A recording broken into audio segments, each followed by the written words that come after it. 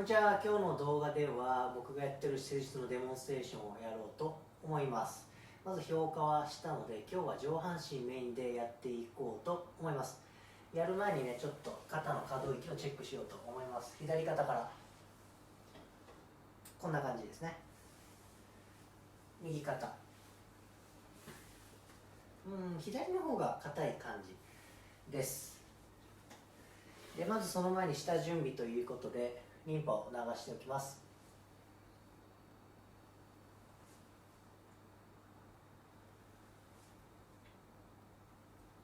でちょっと脇を広げて閉じてください。鎖骨のリンパを流しておいてから脇のリンパを流しています。なぜかというと、脇のリンパっていうのは上半身のリンパを吸い上げてくるからです。試しにね、これだけで変わったのかちょっと実験してみましょう。ちょっと変わってますね。ちょっとカメラでは伝わりにくいかもしれないですけど、最終域ね、ここの部分が変わりました。だけどまだまだ改善の余地はあるのでやっていきます。ね、肩の筋肉とか胸の筋肉が硬いなという感じです。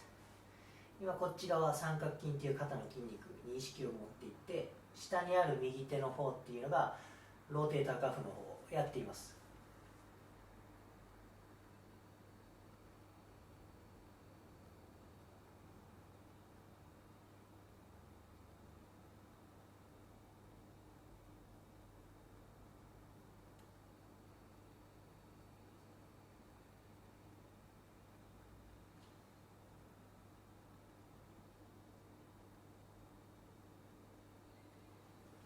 いい感じです。もう一回チェックします。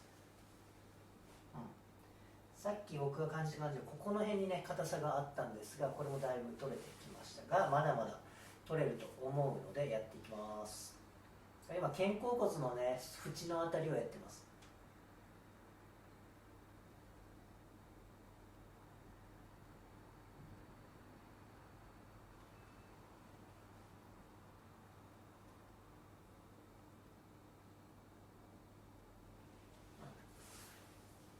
でもう一回いきます。あら、かなり伸びてますね。そしてこの方は趣味でかなりボルダリングをやっているので、手も張っているので手のねワークもやっていきます。前腕がやっぱ硬いですね。前腕硬いんですが、そこまでグリグリせずにもうリンパを流すだけでも十分腕の硬さっていうのは取れていきます。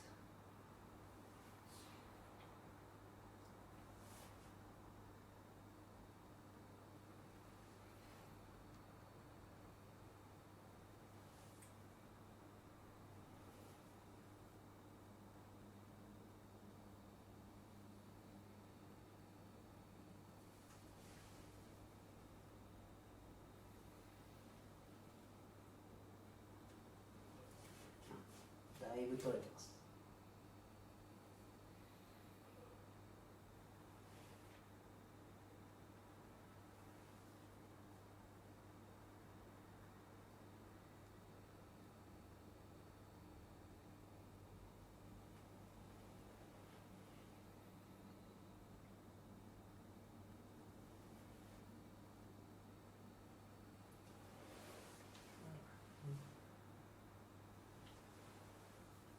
はい、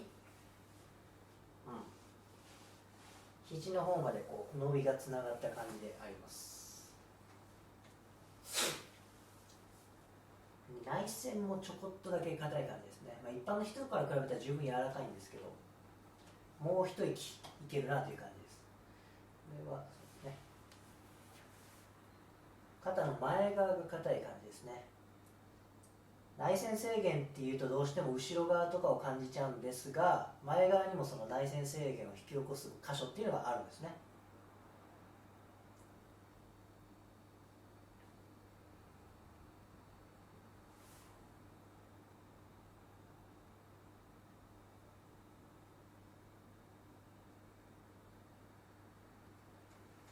では可動域チェックです。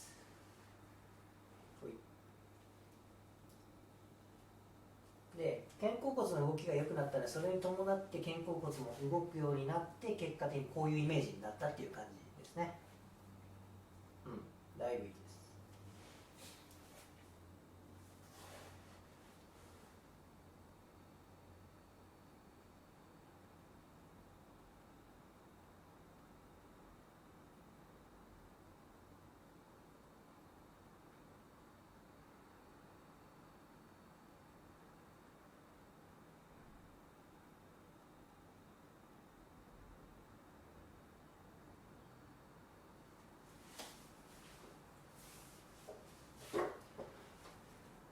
右側全くやってないんですが、右側こんな感じで、もともとあんまり硬くなかったんですね。今こんな感じ。左側やった方です。上げやすさとかはかなり変わってると思います。で右もやっていきます。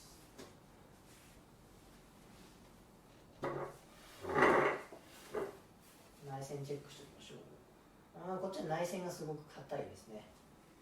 鎖骨のあたりがすごく硬い感じがします。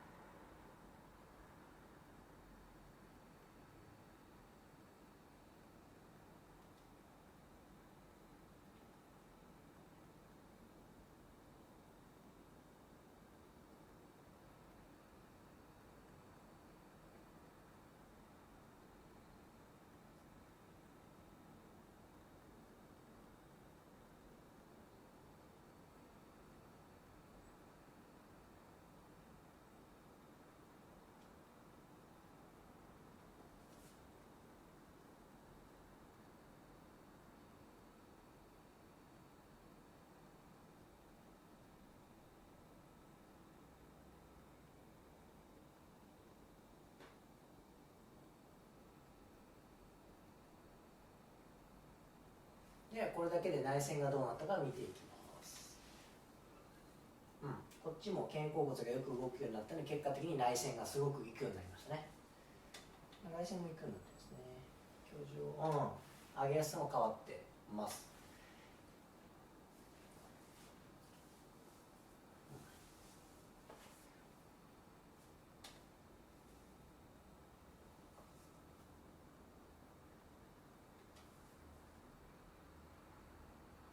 で今からお腹のリンパをやってから肝臓のリンパをやっていきます。なぜ肝臓のリンパをやるかというと、肝臓っていうのは右肩とつながってくるからです。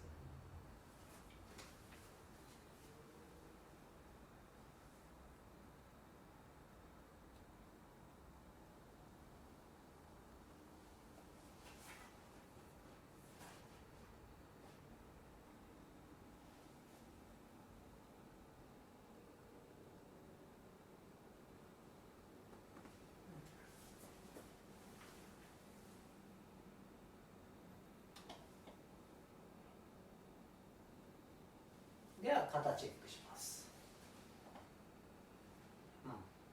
さっきより動きやすいということですね。上げやすさはどうかというと、はい、すごく変わっています。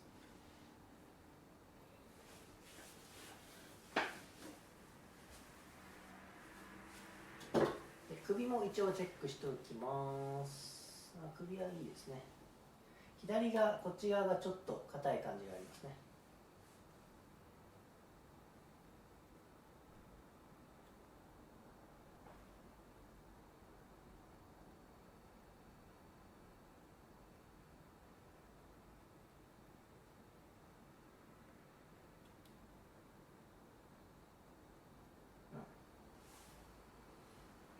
すごく伸びやすくなったと思います。では左を上にして横になってください。こっち側が上。左側がまだ若干硬いので、この動きはね上げてようと思います。まだ若干この脇のエリアが硬いのでどうなるかですね。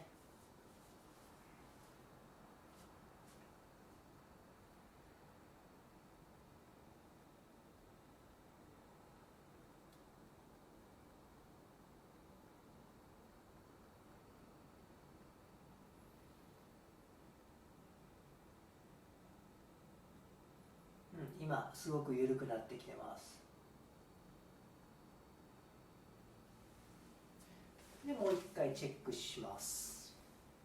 わかりますかね。すごくこの辺りが伸びた感じっていうのが見て取れると思います。せっかく横向きになってるので腰の方もやっていこうと思います。自転車漕ぐような動きで、今この動きをね、この辺の動きを見ておいてください。はい、こんな感じですね。ではいきます。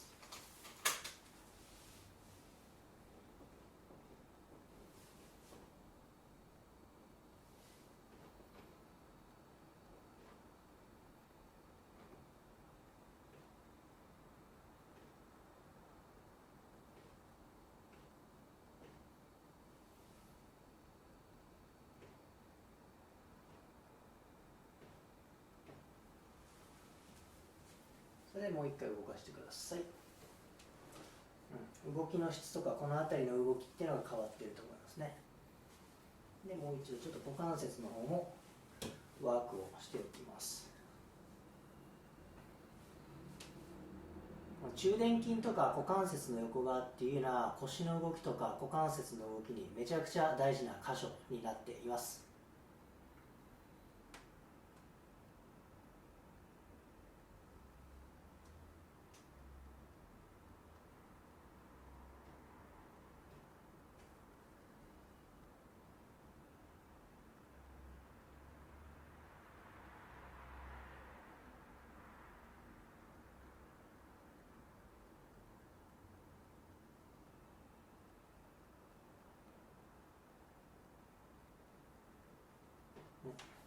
じゃあもう一度動かしてみてください。動かしやすさの質っていうのがかなり変わっていると思います。そしてもう一回ね、腕の方を上げるともうこの横一体が連動している感じですね。で、仰向けになってください。枕に行きます。では左肩上げてみます。最初とかなり違いますね。で、右も上げてみます。だいぶ違います。こんな感じで僕は基本的にリンパだったり内臓だったり筋膜にアプローチをして施術をしていますのでね、ぜひ興味ある方は連絡をいただいたらと思います。この動画が面白ければぜひグッドボタン、高評価、そしてチャンネル登録よろしくお願いします。ありがとうございました。